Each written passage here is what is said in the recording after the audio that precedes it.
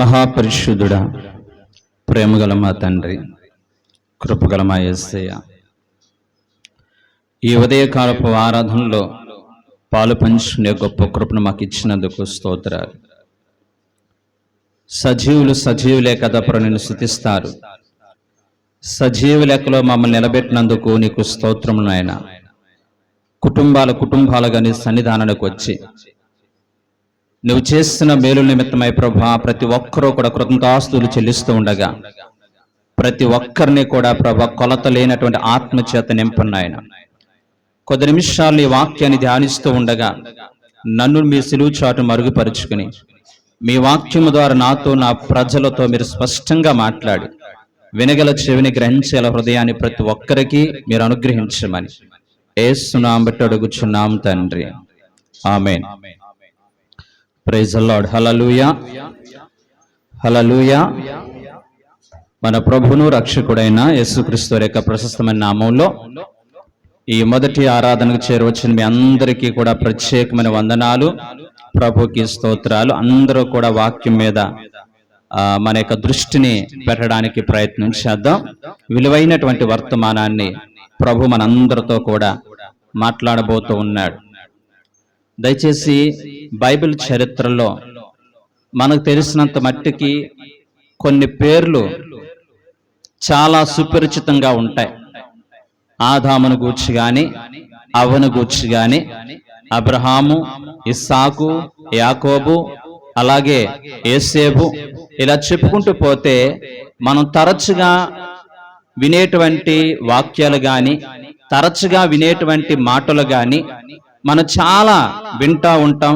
వాళ్ళ యొక్క చరిత్రను గురించి పదే పదే మనము చదువుతూ ఉంటాం.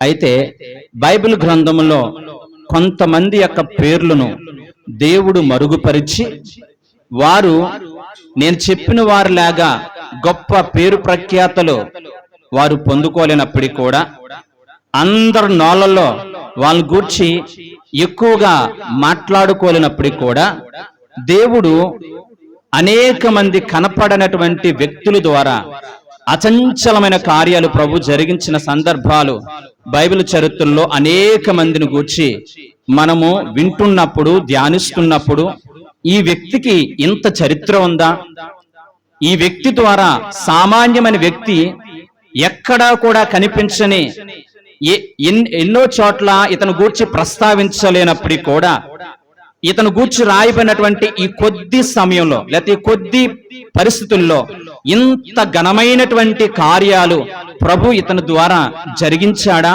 అని మనం ఆశ్చర్యపోయేటట్లుగా, మనమందరము కూడా విస్మయం నొందేటట్లుగా దేవుడు ఆయా సందర్భాల్లో ఆయా వ్యక్తుల్ని సామాన్య వ్యక్తుల ద్వారా అసామాన్యమైనటువంటి కార్యాలు జరిగించినటువంటి గొప్ప ఉన్నతమైన వ్యక్తులు బైబిల్ గ్రంథంలో మనకు కనిపిస్తూ ఉంటారు. చూడండి, బైబిల్ గ్రంథంలో నుంచి ఈరోజు మన వాక్య ధ్యానము నిర్గమకాండ 31వ అధ్యాయము మొదటి 2 వచనాలని మనం చూసే ప్రయత్నం చేద్దాం. నిర్గమకాండము 31వ అధ్యాయము. మరియు యెహోవా మోషేతో ఇట్లా అనెను, చూడుము, నేను యోధా గోత్రములో హూరు మనవడును ఊరు కుమారుడైన బెసలేలును అనేటువంటి పేరు గలవానిని పిలిచి తిని. రైట్, ఈ మాటలన్నీ కూడా జాగ్రత్తగా మీరు పదే చదవడానికి ప్రయత్నించేయండి ఇంటి దగ్గరికి వెళ్ళిన తర్వాత.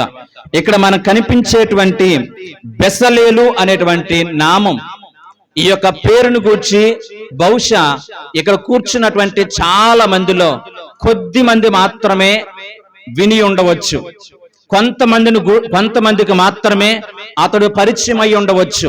కానీ ఇతని యొక్క జీవిత విధానాన్ని గూర్చి దేవుడు ఈ వ్యక్తికి ఎంత ఉన్నతమైన కృపిచ్చాడో ఈ రోజున ధ్యానిస్తూ ఉంటున్నప్పుడు కృపగల దేవుడు, అనంత జ్ఞానైన దేవాతి దేవుడు ఆయా సందర్భాల్లో ఆయా వ్యక్తుల్ని ఆయన పరిచర్య కొరకు ఆయన నిలబెట్టినటువంటి విధానం చూస్తుంటే ఆశ్చర్యం అనిపిస్తా ఉంటుంది. దేవుని వాక్యం విన్న ప్రేమని బిడ్డలారా, సర్వసాధారణంగా ఆజ్ఞ ప్రకారము దేవుని యొక్క రాజ్య నిర్మాణములో దేవుని యొక్క రాజ్య నిర్మాణములో మనం చూసినట్లయితే ఈ రోజున చాలా మంది ప్రవక్తలు లేదా పాస్టర్లు లేదంటే గనక మిషనరీలు వీళ్ళ ద్వారా మాత్రమే దేవుని యొక్క రాజ్య విస్తరణ, దేవుని యొక్క రాజ్య స్థాపన జరుగుతూ ఉంది అని అనుకుంటూ ఉండేవాళ్ళు.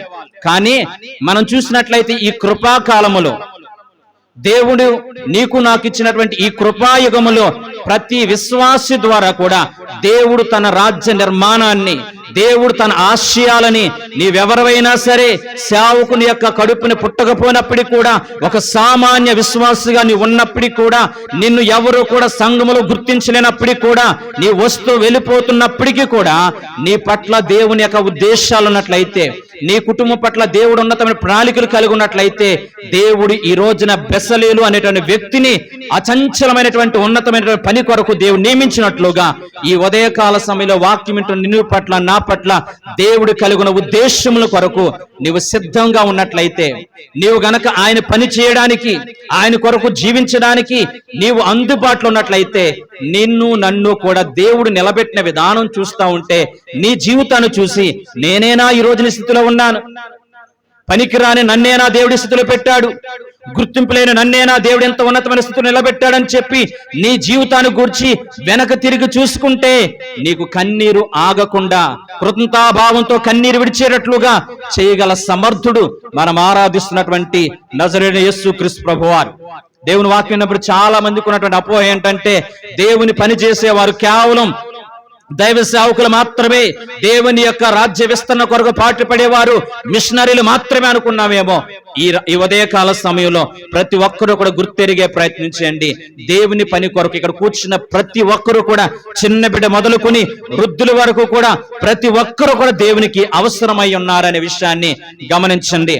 పాత నిబంధన గ్రంథాన్ని మనం జాగ్రత్తగా చూసినట్లయితే మనము యేసేపు యొక్క జీవిత చరిత్ర మనం చూస్తే అతడు దేశం కాని దేశంలో ఒక బానిసగా వెళ్ళాడు. అతడు సేవకుడుగా లేకపోతే పిలువబడినటువంటి ప్రతిష్ఠ కలిగినటువంటి దైవ సేవకుడు అని చెప్పి రాయబడలేదు, కానీ అతను కలిగి ఉన్న ఉద్యోగం ద్వారా దేవునికి మహిమకరంగా జీవించి దేవుని కొరకు ఉన్నతమైన కార్యాలు చేసినట్లుగా మనం చూడగలుగుతున్నాం. రెండోదిగా మనం చూసినట్లయితే దానియేలు కావచ్చు, దేశం కాని దేశంలో ఒక ఉద్యోగం చేసుకుంటూ దేవుని కొరకు బలమైనటువంటి పాత్రగా వాడబడిన సందర్భాలు మనకు తెలుసు. నెహెమ్యా దేవుని యొక్క పని కొరకు దేవుని యొక్క ఆ యొక్క యెరూషలేము గుమ్మములను నిర్మించేటువంటి క్రమంలో నెహెమ్యాను దేవుడు వాడుకున్నాడు. నెహెమ్యా ఒక మంచి ఉద్యోగస్తుడు. అలాంటి వ్యక్తిని దేవుడు ఉన్నతమైనటువంటి పాత్రగా వాడుకున్నట్లుగా మనం చూడగలుగుతున్నాం. ఎజ్రా కావచ్చు, ఇలా చెప్పుకుంటూ పోతే ఎస్తేరు కావచ్చు, వీళ్ళందరినీ కూడా వారు పని చేసుకున్న పని ద్వారా, వాళ్ళు ఉంటున్నటువంటి ప్రాంతం ద్వారా, వాళ్ళు నివసిస్తున్నటువంటి ఆ పరిస్థితుల ద్వారా దేవుడు తన మహిమార్థమై తన కృపా పరిచర్య కొరకు వాడుకున్నటువంటి విషయాన్ని చూస్తే మనకందరికీ కూడా ఆశ్చర్యం కలగాలి. ఈ రోజున దేవుని వాక్యాన్ని ప్రేమిలారా, నువ్వు పనిచేసే ఉద్యోగం దగ్గర, నువ్వు చేసేటువంటి వ్యాపారం దగ్గర, నువ్వు కలిగి ఉన్నటువంటి దేని ద్వారా అయినా కానీ నీవు దేవుని నామాన్ని మహిమపరిచేటువంటి అవకాశాన్ని దేవుడు మనకిస్తాడు. దయచేసి ఆ అవకాశాన్ని మనమందరం కూడా సద్వినియోగం చేసుకునే వారిగా ఉండాలి. దేవుడు చూసేది ఏంటంటే, నాకు బాగా నచ్చినటువంటి ఉన్నతమైన మాట గమనించండి. దేవుడు ఎప్పుడు కూడా మనం కలిగి ఉన్నటువంటి ఎబిలిటీని చూడరు. నీవెంత డబ్బు ఉంది, నీకెంత చదువు ఉంది, నీకెంత ఆస్తుపాస్తులు ఉన్నాయి, నీకెంత అండబలం ఉంది, నీకెంత కండబలం ఉంది, అది చూసే దేవుడు కాదు. కానీ దేవుని పని కొరకు నేను సిద్ధంగా ఉన్నాను ప్రభువా, నేను అవైలబిలిటీగా ఉన్నాను, నువ్వు పిలిస్తే ఏ పని చెప్తే ఆ పని చేయడానికి నేను సిద్ధంగా ఉన్నాను, నేను నీ యొక్క రాజ్య విస్తరణ కొరకు నేను సిద్ధంగా ఉన్నానని చెప్పి దేవుని సన్నిధిలో గనక నువ్వు ఒక తీర్మానం తీసుకున్నట్లయితే దేవుడిని ద్వారా జరిగించేటువంటి ఆశ్చర్య కార్యాలు ఉన్నతముగా ఉంటాయని దేవుని వాక్యం సెలవిస్తుంది. ఈ రోజున కొంతమందిని దేవుడు మరుగు చేసి తన పరిచర్య కొరకు వాడుకుంటాడు, కొంతమందిని దేవుడు నిలబెట్టి తన యొక్క మహిమ కొరకు వాడుకుంటాడు. కాబట్టి అందరూ కూడా ప్రవక్తలుగా ఉంటే, అందరూ కూడా బోధకులుగా ఉంటే, అందరూ కూడా పాటలు పాడేవారు ఉంటే దేవుని పరిచర్య చేసే వాళ్ళు ఎవరుంటారు?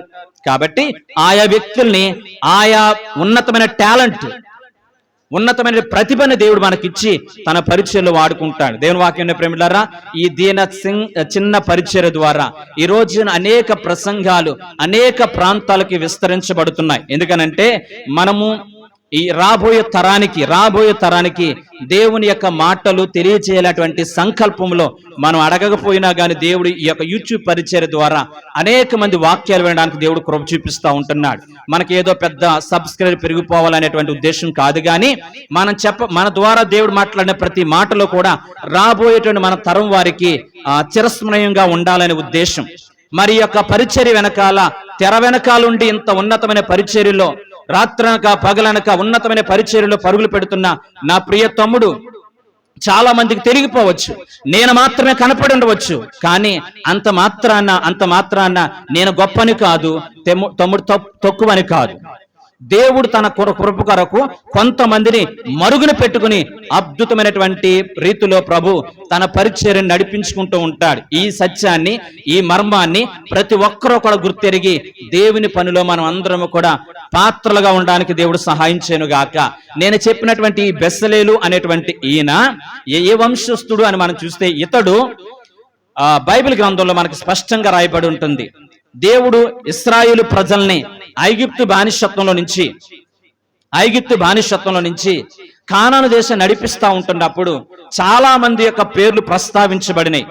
మనం చూసినట్లయితే మోషే గాని, అహరోను గాని, మిరియాము గాని, ఇంకా చెప్పుకుంటూ పోతే ఇంకా చాలా మంది పేర్లు అక్కడ ప్రస్తావించబడినాయి.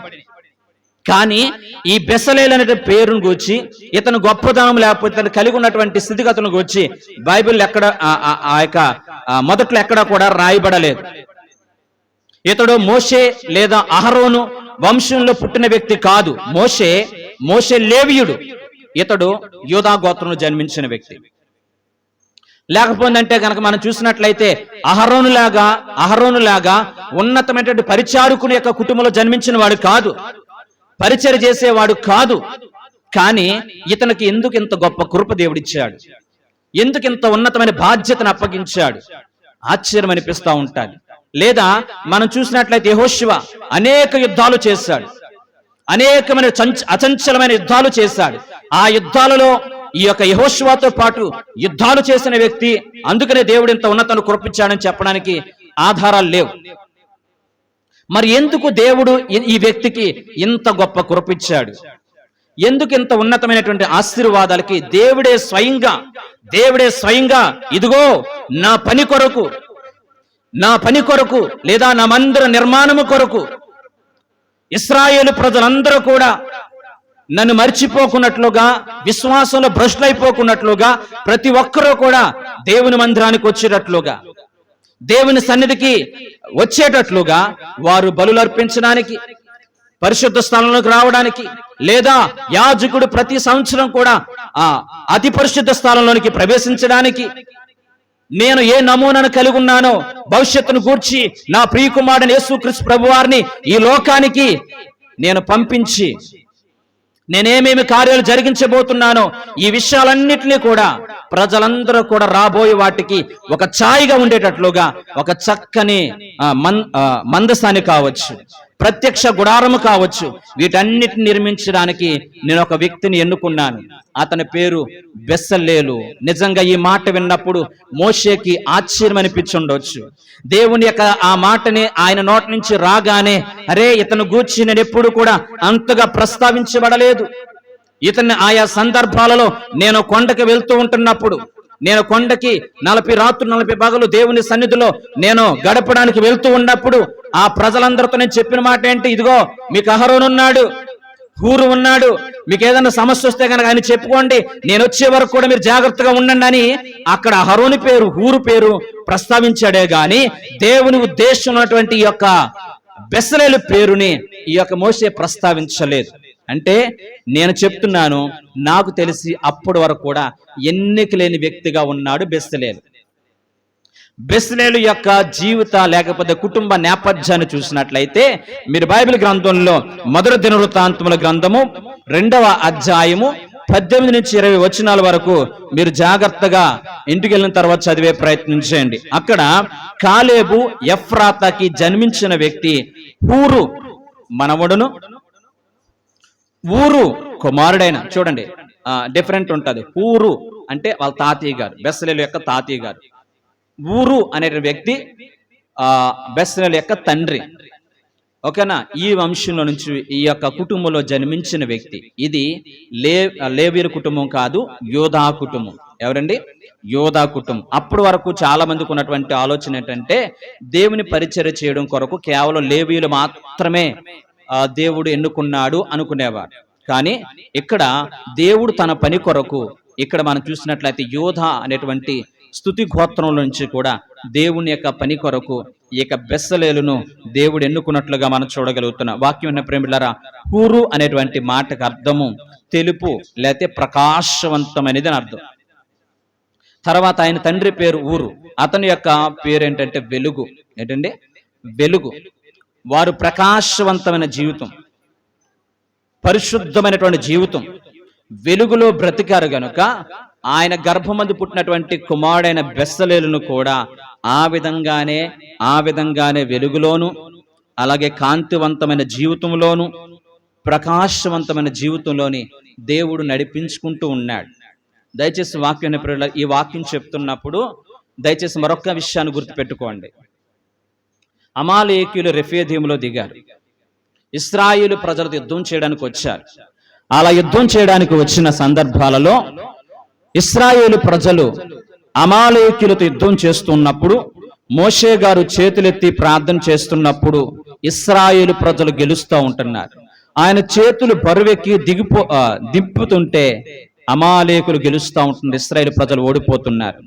ఇది చూసినటువంటి అహరోను, హూరు అంటే బెస్సలేలు యొక్క తాతయ్య గారు ఇద్దరు కూడా వెళ్ళి మోషే యొక్క చేతులు ఇలా ఎత్తు పట్టుకుని అవతలకు రాయి పెట్టుకుని ఇశ్రాయేలు ప్రజలు ఓడిపోకున్నట్లుగా మోషే యొక్క చేతులు అలాగే ఎత్తు పట్టుకున్నారు. అంటే దేవుని యొక్క కార్యాలు, దేవుని యొక్క నామ ఘనత కొరకు వీళ్ళు శ్రమ పడినటువంటి కుటుంబం, త్యాగం చేసిన కుటుంబం, దేవుని కొరకు ఏదో చేయాలి ఆశించకుండా అనేటువంటి తపనకెళ్ళినటువంటి కుటుంబం.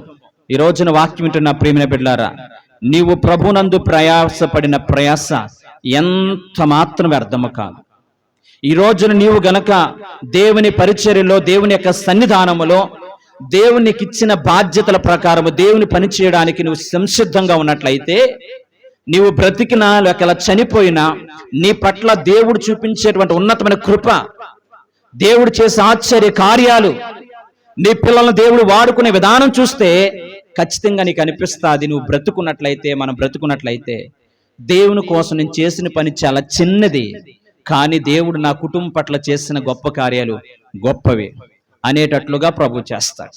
ఈ పరిచర్య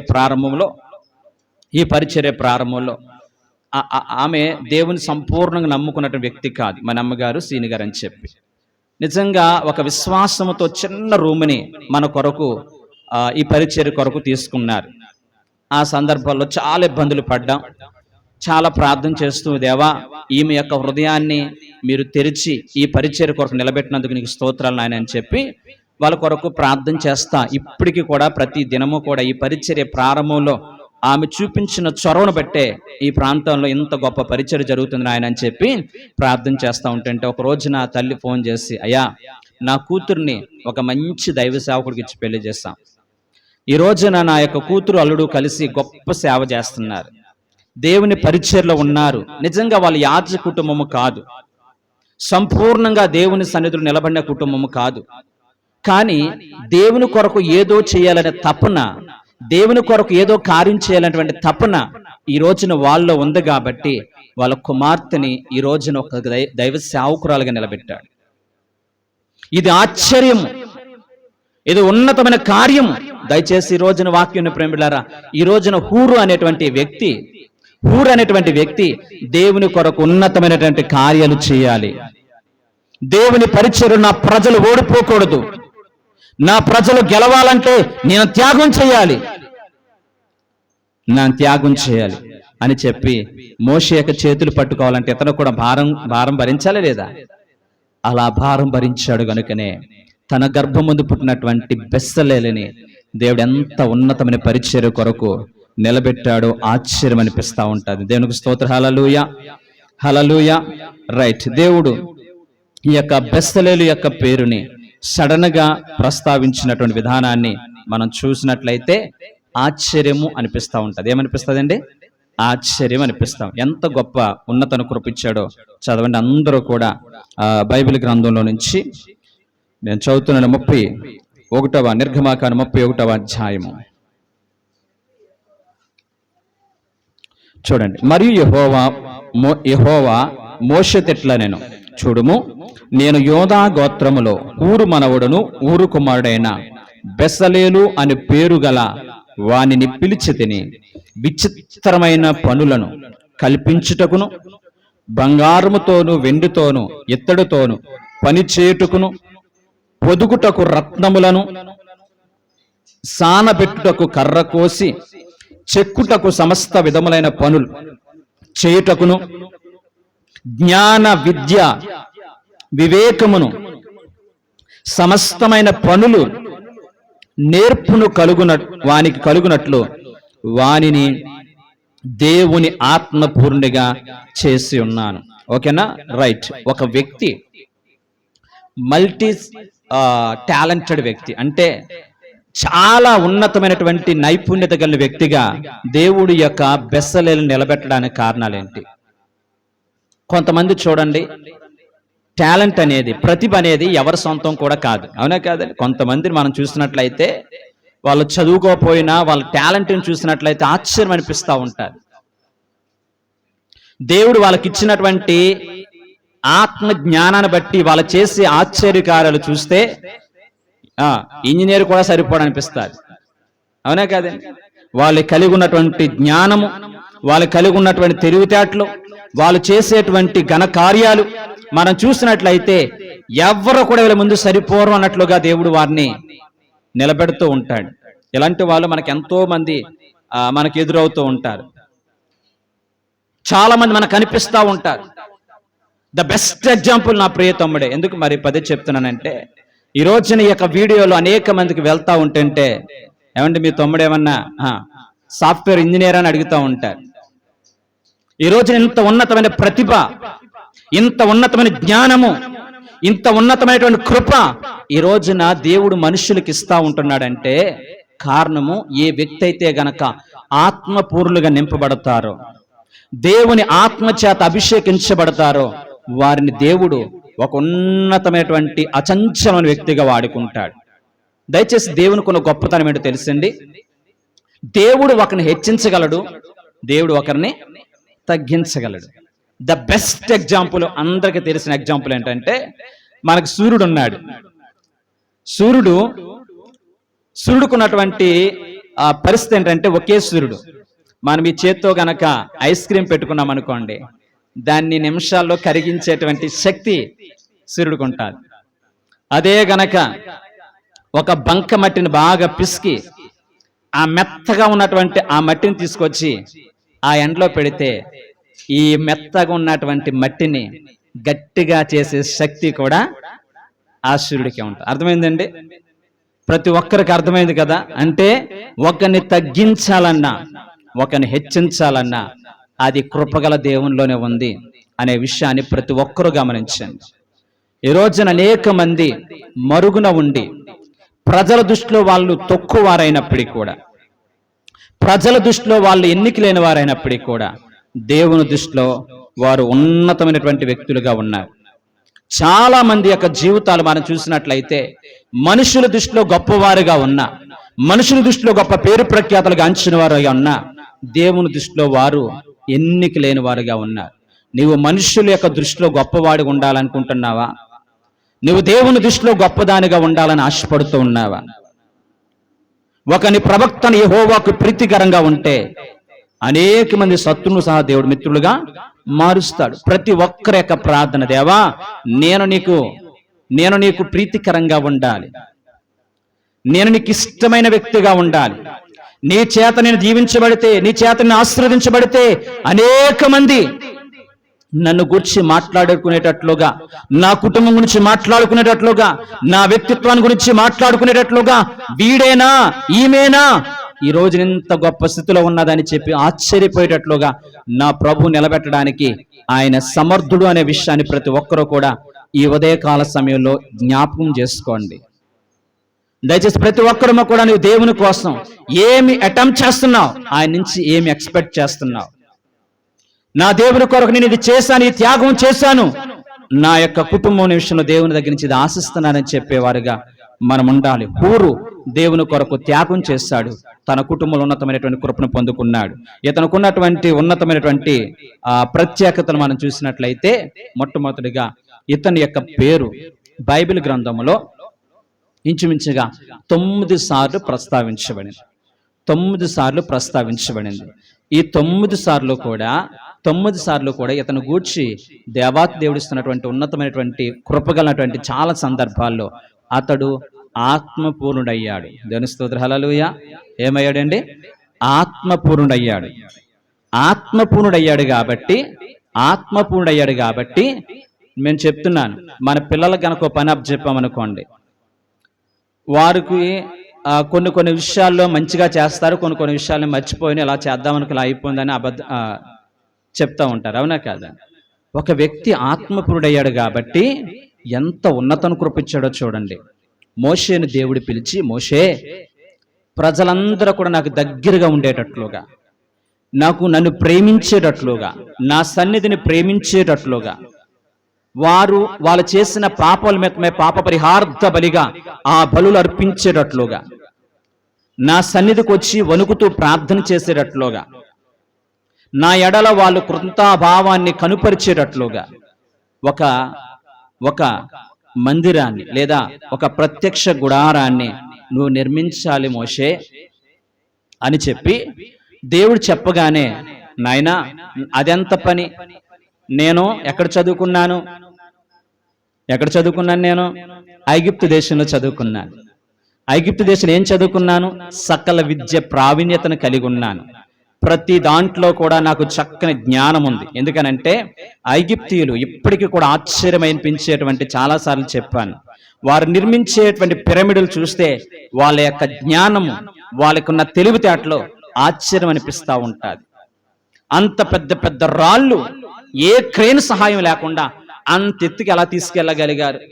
వారు కలిగి ఉన్నటువంటి కట్టడాలు ఆశ్చర్యం అనిపిస్తూ ఉంటుంది. అందుకాబట్టి నాయనా, నీవు చెప్పడమే ఆలస్యం, నాకు నచ్చినట్లుగా, నేను మెచ్చినట్లుగా ఒక అద్భుతమైనటువంటి మందిరాన్ని కడతాను, ప్రపంచమంతా కూడా ఆశ్చర్యపోయేటట్లుగా నేను నీ కొరకు నేను ఒక మందిరాన్ని నిర్మిస్తాను అని అనలేదండి. ఎంత అద్భుతం అంటే, దేవుడు స్వయంగా చెప్పాడు మోషేకి, మోషే నీకు నచ్చినట్లుగా చేయకూడదు, నేను చెప్పినట్లుగా చేయ. అందరూ గమనించండి, మనకు నచ్చినట్లుగా చేసుకుని నష్టపోయిన తర్వాత దేవుణ్ణి అనేవారు కాకుండా దేవుడు చెప్పినట్లుగా మనం చెయ్యాలి. మోషేని దేవుడు పిలిచి, ఇదిగో ప్రత్యక్ష గుడారం యొక్క ప్రహారీ గోడ ఎంత ఉండాలి? 150 మూరలు, అడుగులు, 75, ఇలా కొన్ని కొలతలు ఇస్తాడు దేవుడు. అంతేకాకుండా మందిరానికి 3 భాగాలు ఉండాలి. ఆవరణం, పరిశుద్ధ స్థలం, అతి పరిశుద్ధ స్థలం. ఆవరణలో ఏమేమి వస్తువులు ఉండాలి, ఎంత ఎత్తులో ఉండాలి, ఎక్కడెక్కడ పెట్టాలి, అలాగే పరిశుద్ధ స్థలంలో ఏమేమి ఉండాలి, ఎలా ఉండాలి, ఎవరు రావాలి, అతి పరిశుద్ధ స్థలంలోకి ఉండేటువంటి మందసం కొలత ఎలాగ ఉండాలి, ఏ కర్రతో చెయ్యాలి, ఇవన్నీ కూడా దేవుడు మోషేకి వివరిస్తే మోషే నిద్రపోతూ సగం విని సగం వినలేదండి. అలా కాకుండా దేవుడు చెప్పినటువంటి ఆ మాటలు 40 రాత్రులు 40 పగలు ఉపవాసం ఉండి కనిపెట్టి ప్రార్థన చేసిన మోషేకి దేవుడిచ్చిన ప్రత్యక్షల ప్రకారము అన్నిటినీ కూడా జ్ఞాపకం చేసుకుని వచ్చి, నాకు దేవుడు ఎలా చెప్పాడు కాబట్టి నేనే ఆ పేరు నాకే రావాలి కాబట్టి ఎవరికి ఇవ్వకూడదు అనుకోలేదు. మోషే సింపుల్గా వచ్చి ఆ బాధ్యతని ఎవరికి ఇమ్మన్నాడో వాళ్ళకి ఇచ్చాడండి. ఎవరికి ఇమ్మన్నాడు? దేవుడు బెసలేలుకి ఇమ్మన్నాడు. బెసలేలుకి ఇచ్చినప్పుడు ఆ వ్యక్తికి దేవుడు మోషేకి ఏదైతే చెప్పాడో ఆ విషయాలన్నిటినీ కూడా ఈ యొక్క బెసలేలుకి చెప్తే, బెసలేలు ఏం చేశాడో తెలుసా? అతని యొక్క ఆలోచన ప్రకారం కాకుండా దేవుడు దైవ సేవకుని ద్వారా ఏదైతే చెప్పాడో ఆ విధముగానే ప్రత్యక్ష గుడారం నిర్మించాడు. దేవునికి స్తోత్రం, హల్లెలూయా. నిజంగా దేవుని చిత్తమే దేవుని రాకడ ఆలస్యమైతే ప్రత్యక్ష గుడారంలో ఉన్నటువంటి విలువైనటువంటి విషయాన్ని మనం జ్ఞాపకం చేసుకుందాం. చాలా మంది సర్వే ప్రకారంగా ఈ ప్రపంచంలో చాలా మంది 1-2 టాలెంట్లు ఉంటే కనుక వాళ్ళు ఆగుతారా? చక్కగా వాక్యం చెప్పే కృప టాలెంట్ ఉంటే గనక నా ఎంత గొప్ప ప్రసంగికుడు లేడనుకుంటాం. చక్కగా పాటలు పాడే కృప ఉంటే నా ఎంత చక్కగా పాటలు పాడేవారు లేరనుకుంటాం. అంటే మీరు కాదు, దాని స్తోత్రం, హల్లెలూయా. కానీ ఈ యొక్క బెస్సలేలు యొక్క జీవిత విధానం చూసినట్లయితే ఇంత ఉన్నతమైనటువంటి పని కొరకు ఈ యొక్క బెస్సలేలు సిద్ధపడ్డాడు. సర్వే ప్రకారం ఇంచుమించుగా ప్రపంచంలో 5,000 నుంచి 6,000 ప్రతిభలు ఉన్నాయంటే, టాలెంట్లు. ఓకేనా? మంచిగా పాటలు పాడే టాలెంట్, మంచిగా చదువుకునే టాలెంట్, మంచిగా పనిచేసే, ఇలాంటి టాలెంట్లు అన్నీ కూడా కనిపెడితే 5,000 నుంచి 6,000 టాలెంట్ల వరకు ఉన్నాయంటండి. అందులో మనిషి బాగా హైలీ టాలెంటెడ్ వ్యక్తి కలిగి ఉండేది కేవలం ఇంచుమించుగా మనం చూసినట్లయితే 500 నుంచి 600 టాలెంట్లే మనిషి కలిగి ఉంటాడు. ఓకేనా? రైట్. ఈ రోజున బెస్సలేలు అనే వ్యక్తి ఎంత గొప్ప టాలెంట్ కలిగిన వ్యక్తి అంటే, దేవుడు చెప్పాడు, బెస్సలేలు నీవు అతి పరిశుద్ధ స్థలాన్ని నిర్మించేటప్పుడు, మందసాన్ని నిర్మించేటప్పుడు ఆ మందసాన్ని ఎలా తయారు చేయాలంటే నీవు తుమ్మకర్రతో చేయాలి. దాని పొడవు 3 మూరలు, దాని వెడల్పు 3.5, దాని ఎత్తు 3.5 అని చెప్పి దానికి బంగారాన్ని పోతని పోయాలి. దాన్ని ఎవరు పడితే వాళ్ళు పట్టుకుంటే చాలా ప్రమాదం గనుక దానికి బంగారపు రింగులు అంటే కర్ర దూర్చి యాజకులు మోసుకుని పోయేటట్లుగా ఇలా ఉండాలి అని చెప్తే, అతనికి చూడండి ఎంత గొప్ప టాలెంట్ ఇచ్చాడంటే ప్రభు, బంగారు పని, వెండి, చెక్క, కర్ర, నిజంగా ఏది దేవుని మందిరంలో ఆయన ఆలోచన కలిగి ఉన్న ప్రతి పని కూడా ఈ బెస్సలేలు ద్వారా జరిగించాలని. ఈయనకి పని రాదు, ఈయన బంగారాన్ని బాగా మలచడు గాని చెక్క పని తనకు రాదు, రాయి పని తనకు రాదు అని చెప్పడానికి అవకాశం లేకుండా అన్ని పనులు చేసేటువంటి కృప ఈ బెస్సలేలుకి ఇచ్చాడండి. ఒక వ్యక్తి ఆత్మపూర్ణుడైతే గనక కొన్ని విషయాల్లో మంచోడు, కొన్ని విషయాల్లో టాలెంట్ కలిగిన వ్యక్తి, మరికొన్ని విషయాల్లో అంత ప్రతిభ లేదు అన్నట్లు కాకుండా దేవుడు ప్రతి ఒక్కరికి కూడా ఆత్మ వివేచన జ్ఞానాన్ని దేవుడు అనుగ్రహిస్తాడు. వాక్యం ఉన్న ప్రేమిలారా, నన్ను దీవించు, నన్ను ఆశీర్వదించని ఇంతవరకు నువ్వు ప్రార్థన చేసావేమో, ఈ ఉదయకాల సమయం నుంచి నీ ప్రార్థన విధానం మార్చుకుని, దేవా నన్ను, నా పిల్లల్ని, నన్ను, నా కుటుంబాన్ని, నన్ను, నా సంఘాన్ని ఆత్మ జ్ఞానం చేత నింపు. ఆత్మపూర్ణులుగా మేము బ్రతకాలని ఆశపడుతున్నాం. ఆత్మపూర్ణులుగా బ్రతికితే మేము ఏ నిర్ణయం తీసుకోవాలో, ఏ నిర్ణయం తీసుకోకూడదు, ఎలా ఉండాలో, ఎలా ఉండకూడదో మాకు నేర్పించేది నీ ఆత్మ జ్ఞానము ప్రభు అని చెప్పి, ఆత్మ జ్ఞానం కొరకు ప్రతి ఒక్కరూ కూడా పరితపించడానికి దేవుడు కృప చూపించునుగాక. ఆమేన్. హల్లెలూయా, హల్లెలూయా. రైట్. ఈ వ్యక్తి తుమ్మకర్రతో దేవుని మందసాన్ని నిర్మించినట్లుగా మనం చూడగలుగుతున్నాం. ఆ ప్రత్యక్ష గుడారం గూర్చి అనేక విషయాలు రాబోయే దినాల్లో మనం నేర్చుకుందాం. కానీ నేను ఎలా నిర్మించాడో త్వరగా చెప్పి నేను ముందుకు వెళ్లే ప్రయత్నం చేస్తాను. మీరు ఆత్మపూర్ణులై ఉండండి అని ఎఫెసీ రాసిన పత్రిక 5వ అధ్యాయం 17-18 వచనాలలో ఆత్మపూర్ణులై ఉండండి అని అపోస్తలుడైన పౌలు గారు ఎఫెసీ సంఘాన్ని ఉద్దేశించి మాట్లాడుతున్నాడు. మీరందరూ కూడా ఆత్మపూర్ణులై ఉండండి, ఆత్మపూర్ణులై ఉండండి అంటాడు. సో కాబట్టి దయచేసి ఈ బెస్సలేలు ఆత్మపూర్ణుడై ఉన్నాడు కాబట్టి అతడు నిజంగా ఇంత నైపుణ్యతతో చేసినటువంటి పనిని కొంతమంది గుర్తించిపోవచ్చు. అవునాక మనం చేసే పనులు ఎవరో కూడా కొన్నిసార్లు మనుషులు గుర్తించిపో. ఎవడైనా కానీ అతి పరిశుద్ధ స్థలంలో అది ఎలాగుందో పదే చూస్తారా? చూడడానికి అవకాశం ఉంటుందా? యాజకుడే సంవత్సరం ఒకసారి వెళ్తాడు. అలాంటిది అతను చేసిన గొప్ప పనిని చూడడానికి ఎవరికైనా అవకాశం ఉందా? లేదు. అతను చేసిన మంచి పని దేవుడు మరుగు చేసేశాడు, అయినా కానీ అతని గురించి ప్రస్తావించబడింది. Praise the lord, hallelujah. Right. ఇతని యొక్క ఫస్ట్ ప్రత్యక్ష గుడారం యొక్క ఆవరణంలో ఎలా ఉండాలంటే ప్రహారీ గోడ ఎలా ఉండాలంటే పేనిన సన్నని ప్రహారీ గోడ ఉండాలి. సన్నని నారబట్టతో నేసినటువంటి ఆ ప్రహారీ గోడ ఉండాలి. ప్రవేశం యొక్క ద్వారం, ఇప్పుడు ఎలాగైతే ప్రవేశ ద్వారం ఉందో అలాంటి ద్వారం పెట్టాలి. ఆ బయట దహన బలిపీఠం యొక్క కమ్ములు ప్రజలందరూ కూడా పాప క్షమాపణ నిమిత్తమై పాప పరిహారార్థ బలిగా ఆ బలులు తీసుకొచ్చినప్పుడు ఆవరణములో బలులు అర్పించడానికి ఒక బలిపీఠం కట్టాలి. ఆ బలిపీఠం యొక్క పొడవు, ఆ బలిపీఠం యొక్క వెడల్పు, ఆ బలిపీఠం యొక్క ఎత్తు ఎంత ఉండాలని దేవుడు ఈ యొక్క మోషేకి చెప్పిన విషయాలు బెసలేలకు చెప్తే బెసలేలు అలాగే చేశాడు. తర్వాత మనం చూసినట్లయితే దహన బలిపీఠమే కాకుండా ఇత్తడి గంగాళము, ప్రజలందరూ కూడా ఆ యొక్క గంగాలో ఉన్న నీళ్లు ద్వారా వాళ్ళు శుద్ధీకరించుకుని అతి పరిశుద్ధ స్థలంలోకి రావడానికి అవకాశం కలిగేటట్లుగా గంగాళాన్ని ఎక్కడ ఉంచాలి, అది ఎంత ఉండాలి అనే విషయాన్ని కూడా దేవుడు ప్రస్తావించాడు. తర్వాత పరిశుద్ధ స్థలం మనం చూసినట్లయితే పరిశుద్ధ స్థలంలో అడ్డుకర్రలు, పైన కప్పు, పేనిన నార, అలాగే మేక యొక్క తోలుతో చేసినటువంటి ఆ యొక్క గుడారంను గూర్చి అక్కడ ప్రస్తావించబడింది. ఎలా ఉండాలి, ఎంత ఉండాలి అనే విషయాన్ని ప్రస్తావించడం జరిగింది. తర్వాత 5 స్తంభముల గూర్చి అక్కడ ప్రస్తావించబడింది.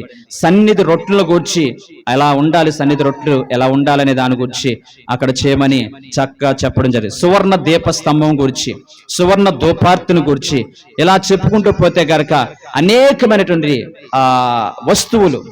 అనేకమైన వస్తువులు, కొన్ని వెండితోని, కొన్ని బంగారముతోని, కొన్ని ఇత్తడితోని చేసి ఆ యొక్క పరిశుద్ధ స్థలంలో అలాగే ఆవరణంలో నిర్మించడం అనేది జరిగింది. ఆ తర్వాత మనం చూసినట్లయితే అతి పరిశుద్ధ స్థలములో, తెర లోపల ఉన్నటువంటి అతి పరిశుద్ధ స్థలంలో దేవుని యొక్క మందసం ఉండాలి. ఆ మందసం ఎంత ఉండాలో చెప్పాడు.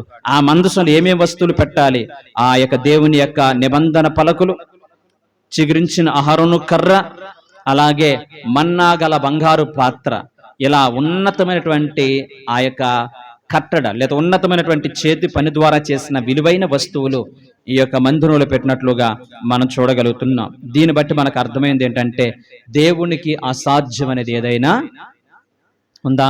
ఇర్మియా గ్రంథములో 32వ అధ్యాయం 27వ వచనంలో ఆ సర్వశక్తుడైన నాకు అసాధ్యం అనేది ఏదైనా ఉందా? ఈ మాట చదువుతూ ఉంటుంటే అచ్చల్పు నన్ను, పనికిరాని నన్ను దేవుడు తన యొక్క కృప చేత ఈ రోజు నిలబెట్టి వాడుకుంటుంటే నాకు అనిపిస్తుంది, దేవుని వాక్యాన్ని ప్రేమిలారా, సామాన్య వ్యక్తుల్ని అసామాన్యులుగా చేయగల సమర్థుడైన. ఈరోజు నీ స్థితి కొద్దిగా ఉండవచ్చు, నిన్ను ఎవరూ కూడా గుర్తించలేకపోవచ్చు. నువ్వు కలిగి ఉన్న టాలెంట్ని, నువ్వు కలిగి ఉన్న ప్రతిభని ఏ ఒక్కరూ కూడా గుర్తించకపోవచ్చు. నీవు దేవుని ఆత్మచేత నింపబడిన వాడవైతే ఆయనదైన శైలిలో, ఆయన సమయంలో, ఆయన నీ పట్ల కలిగి ఉన్నటువంటి ఆ టైంలో దేవుడు నీ కొరకు, నీ పట్ల, నా పట్ల చేసి ఉంచిన అద్భుతమైన కార్యాలు, నీవు నీ పిల్లల్ని దేవుడు తన కృపా పరిచర్య కొరకు బహుబలంగా వాడుకున్న విషయాన్ని చూస్తే నా కొడుకేనా, నా కూతురేనా, నా యొక్క కుటుంబమేనా అనేటట్లుగా నిన్ను నువ్వు చూసుకుని కృతజ్ఞతాభావంతో ఏడ్చేటట్లుగా ప్రభు చేస్తాడు. అంత గొప్ప దేవుడు మనం ఆరాధిస్తున్నటువంటి దేవుడు. దయచేసి ప్రతి ఒక్కరము కూడా బెసలేలు ఒక సామాన్యమైన వ్యక్తిని దేవుడు ఇంత ఉన్నతమైనటువంటి కృపచేత నింపితే ఈ రోజున ఆయన కొరకు నిన్ను నన్ను కూడా ఎంత ఉన్నతమైనటువంటి స్థితిలో ప్రభు నిలబెడతాడో ఒక్కసారి జ్ఞాపకం చేసుకోవాలని ప్రభు పేట తెలియజేస్తున్నాను. బైబిల్ గ్రంథంలో అపోస్తుల కార్యములు 4వ అధ్యాయం 13వ వచనంలో కూడా పేతురు, యోహానులు వాక్యాన్ని ప్రకటిస్తూ దేవుని కొరకు ఘనమైన కార్యాలు జరిగిస్తూ ఉంటుంటే అప్పుడు రాయబడిన మాట తెలుసా? విద్య లేని పామర్లు చేపలు పట్టుకునేటువంటి వేళ్ళు వలలు వేయడం తప్ప ఏ చదువు లేని వీళ్ళు ఇంత ఆత్మజ్ఞానం చేత ఎలా మాట్లాడగలుగుతున్నారు? ఇంత ఉన్నతమైన వాక్యాన్ని ఎలా ప్రకటించగలుగుతున్నారు? పరలోకం యొక్క మర్మమును ఆత్మాభిషేకముతో ఎలా ప్రకటించగలుగుతున్నారు? కారణం వాళ్ళు ఆత్మపూర్ణులయ్యారు. ఆత్మపూర్ణులైన విశ్వాసులారా, ఆత్మపూర్ణులైనటువంటి దైవ సేవకులైన, ఆత్మపూర్ణులైన పాటలు పాడేవారైనా దేవుని యొక్క కృపని ఖచ్చితంగా కనులారా చూస్తారనే విషయాన్ని ప్రతి ఒక్కరూ కూడా గుర్తెరగాలని ప్రభుపేట తెలియజేస్తున్నాను. అంతేకాకుండా దేవుడికి ఎంత ఉన్నతమైన టాలెంట్ ఇచ్చాడంటే నేసిన వస్త్రాలు అంటే వస్త్రాలు ఎలా నెయ్యాలి, నేసిన వస్త్రాలు అతడు అందించినట్లుగా మనం చూడగలుగుతున్నాం. పవిత్రమైన వస్త్రాలు యాజకులు ధరించేటువంటి అహరోను పిల్లలు వాడేటువంటి ఆ యొక్క వస్త్రాలు, ఎఫోదు అలాంటి గొప్ప గొప్ప వస్త్రాలు నిర్మించేటువంటి తయారు చేసేటువంటి ఒక ఉన్నతమైనటువంటి పాత్రగా దేవుడి బెస్తలేలను వాడుకున్నాడు. ఇలా బెస్తలేలను దేవుడు వాడుకోవడానికి అతనిలో ఉన్నటువంటి క్వాలిటీస్ మనలో ఉన్నాయో లేవో జ్ఞాపకం చేసుకుందాం. త్వరగా నేను చెప్తున్నాను. మొట్టమొదటిది, అతడు దేవుని పట్ల భయభక్తులు గలవాడు. దేవుని పట్ల భయభక్తులు కలిగి ఉంటా జ్ఞానమునకు మూలము. దేనికి మూలమండి? మన పిల్లలు దేవుని పట్ల భయభక్తులు కలిగి ఉంటే ఆటోమేటిక్గా దేవుడు వాళ్ళకి గొప్ప జ్ఞానం ఇస్తాడు. ఈ విషయాన్ని, ఈ సత్యాన్ని ఎవ్వరు కూడా మర్చిపోవద్దు. యెహోవా యందు భయభక్తులు కలిగి ఉండుటయే జ్ఞానమునకు మూలమని చెప్పి సామెతలు 1:7 అలాగే 110వ కీర్తన 10వ వచనంలో కూడా చక్కగా రాయబడి ఉంది. తర్వాత మనం చూసినట్లయితే ఇతడు దేవుని యందలి విశ్వాసం కలిగిన వాడు. ఏం రావాలండి? బెస్తలేలుని పిలిచి సేవకుడైనటువంటి మోషే, బాబు మందిరం ఎలా కట్టాలి, ఎలా చేయాలి నాకు తెలియదు, దేవునికి చెప్పాడు, నీకు చెప్తున్నాను అన్నాడు అనుకోండి. అప్పుడు బెస్తలేలు ఏమవ్వాలి చెప్పండి? అమ్మో నా వల్ల కాదు, నేను చేయలేను, నాకు ఆ పని రాదు అన్నాడా? విశ్వాసంతో పని ప్రారంభించేవాడు ఆయనే, పని ముగించేవాడు ఆయనే. ఆది ఆయనే, అంతము ఆయనే.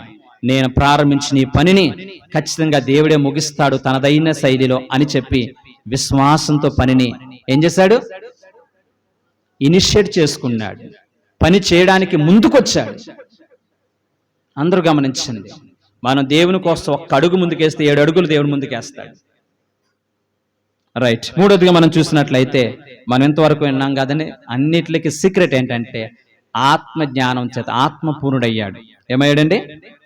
ఆత్మపూర్ణుడై ఉన్నాడు. ఆత్మపూర్ణులై ఉండని వాక్యం సెలవిస్తుంది. తర్వాత గొప్ప నైపుణ్యం. ఎప్పుడైతే ఆత్మపూర్ణులయ్యారో మల్టీ టాలెంట్ అయ్యారు. ఏమయ్యారండి? గొప్ప నైపుణ్యత కలిగిన వారిగా దేవుడు చేస్తాడు, నైపుణ్యం కలిగిన వ్యక్తిగా మార్చాడు.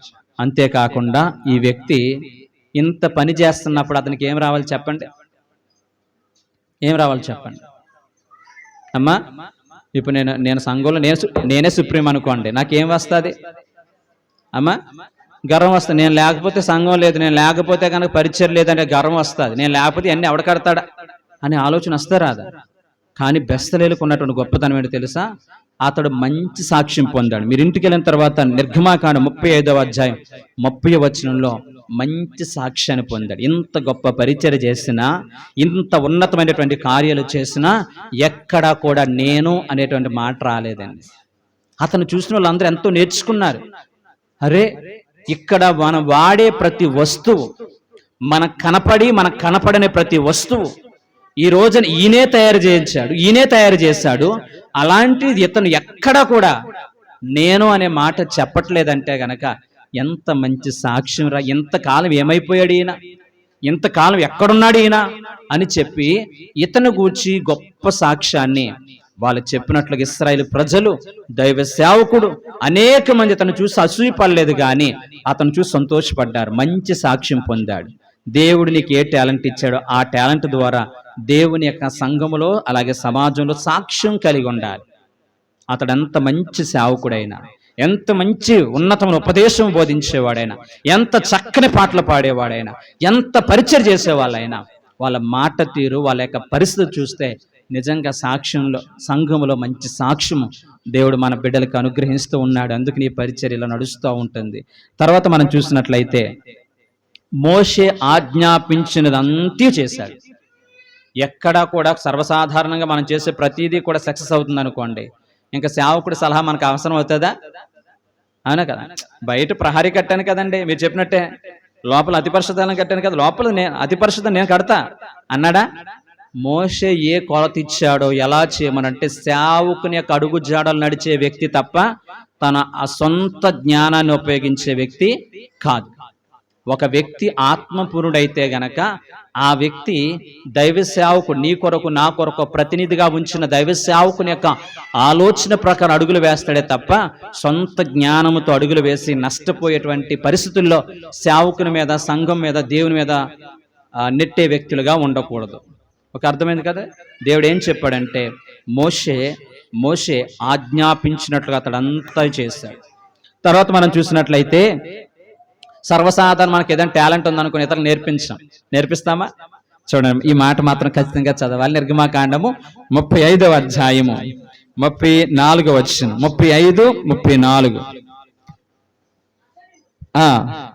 అతడును దాని గోత్రుడైనటువంటి అహిషామాకు కుమారుడైన అహోలియాబును ఇతరులకు నేర్పేటట్లు వారికి బుద్ధి పుట్టించాను. ప్రైజ్ హల్లెలూయా. వాళ్ళు ఏదైతే ఆత్మపూర్ణులై నేర్చుకున్నారో దానిని ఇతరులకు నేర్పించడానికి వారికి ఏమొచ్చిందంటే అండి, బుద్ధి వచ్చిందంటే. వాళ్ళు కలిగి ఉన్న ప్రార్థన కావచ్చు, నువ్వు కలిగి ఉన్న ప్రార్థన కావచ్చు, నువ్వు కలిగి ఉన్న విశ్వాసం కావచ్చు, నువ్వు కలిగి ఉన్న భక్తి కావచ్చు, నువ్వు వాక్యం ప్రకటించేటువంటి ఆ టాలెంట్ కావచ్చు, పాటలు పాడే టాలెంట్ కావచ్చు, ఇవన్నీ కూడా ఇతరులకు నేర్పించేదే క్రైస్తత్వం. అలా కాకుండా ఇతరులను చూసి అసూయ పడుతున్నాం అనుకోండి, మనం క్రైస్తవము కాదు. ఇతడు ఆత్మపూర్ణుడయ్యాడు కాబట్టి ఇతరులను చూసి అసూయ పడలేదు, ఆత్మపూర్ణయ్యాడు కాబట్టి ఇతరులను చూసి కుళ్ళుకోలేదు, ఆత్మపూర్ణయ్యాడు కాబట్టి ఎక్కడా కూడా తన మాట ద్వారా సైతము ఎక్కడా కూడా అతడు నేర్పించితే గనక నా టాలెంట్ పడిపోద్ది, అతనికి నేర్పిస్తే గనక నన్ను మర్చిపోతారు, అతను నేర్పిస్తే గనక ఆడు గొప్పవాడైపోతే నేను మరుగులు పడిపోతాను, ఎక్కడా లేదండి.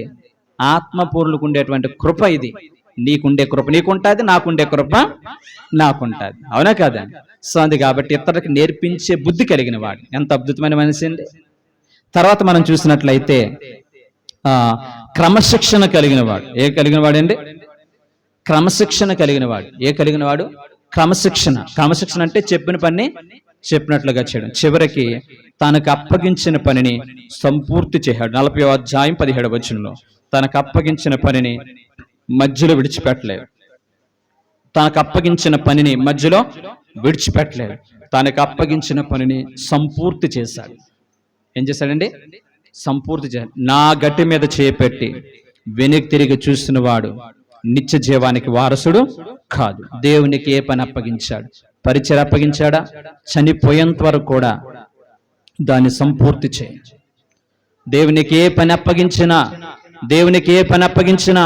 మనుషుని చూడకపోయినా, మనుషుని పట్టించుకోకపోయినా, నువ్వు చేస్తున్న ఆ పరిచర్యని ఏ ఒక్కరు గుర్తించకపోయినా కృపగల దేవుడు చూస్తున్నాడనే విశ్వాసంతో దేవునికి అప్పగించిన ప్రతి పనిలో కూడా నమ్మకంగా ఉండండి, విశ్వాసంతో ఉండండి.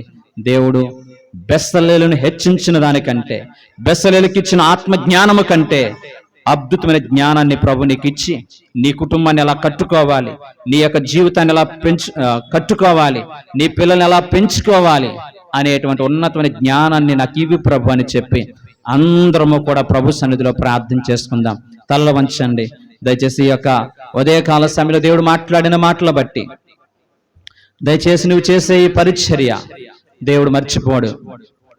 దేవుని కొరకు నిలబడినటువంటి యొక్క పరిచర్యని దేవుడు మర్చిపోడు. దయచేసి అందరూ కూడా ఆత్మపూర్ణులై ఉండండి. దేవుని దగ్గరికి వచ్చి ప్రభువా నా భర్తను బాగు చేయి, నా పిల్లలను బాగు చేయి, నా భార్యను బాగు చేయి, నా కుటుంబాన్ని బాగు చేయి అని అడగడం కంటే నన్ను ఆత్మపూర్ణురాలుగా చేయనాయనా, నన్ను ఆత్మపూర్ణుడిగా చేయనాయనా. నేను ఎలా బ్రతకాలో ఎలా బ్రతకూడదు, నేను ఎలా మాట్లాడాలో ఎలా మాట్లాడకూడదు, నేను ఎలా ప్రవర్తించాలో ఎలా ప్రవర్తించకూడదు, నాకు ఆత్మ జ్ఞానము దయచేయను ఆయన. నీవు ఆత్మ జ్ఞానం చేత నింపితే నేను ఆత్మపూర్ణులు అవుతాను తండ్రి. బెస్సలేలులో ఉన్నటువంటి ఆ ఉన్నతమైనటువంటి ప్రతిభ నేను పొందుకోవడానికి సహాయం చేయను ఆయన. నాకు దీనత్వం దయచేయను ఆయన. నాలో గర్వం లేకుండా సహాయం చేయను ఆయన. నీ పరిచర్లు ఎంత ఘనమైన పాత్రగా వాడుకుంటున్నా నా బ్రతుకులో ప్రభు ఎన్నడూ కూడా గర్వం అనేది రాకుండా సహాయం చేయను ఆయన. నీ పని చేసే భాగ్యాన్ని నాకు ఇచ్చావు తండ్రి. మా పితరులు సేవకులు కాదు, మా పితరులు మిషనరీలు కాదు, మా పితరులు దేవుని నమ్ముకున్న వ్యక్తులు కాదు. అయినను నీ కృపతో మమ్మల్ని జ్ఞాపకం చేసుకుని ఇంత ఉన్నతమైన కృపతో నన్ను జ్ఞాపకం చేసుకున్నావా నాయన. నా తండ్రి నీ కొరకు బ్రతికే జీవితం నాకు ఇవ్వండి నాయన. నీ కొరకు జీవించేటువంటి ఆ బెస్సలేలు లాంటి బ్రతుకును మాకు అనుగ్రహించండి నాయన. ప్రతి ఒక్కరి ద్వారా అనేక విలువైన మాటలు మాకు తెలియజేస్తున్నందుకు స్తోత్రాలు దేవా. నీ మాటకి లోబడే స్థితి ఇవ్వండి నాయన.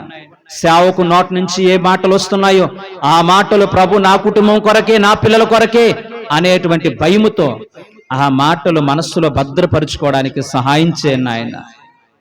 నేను కలిగి ఉన్నటువంటి ఆ కొద్దిపాటి జ్ఞానాన్ని ఇతరులకు నేర్పించే కృప నాకు ఇవ్వండి నాయన.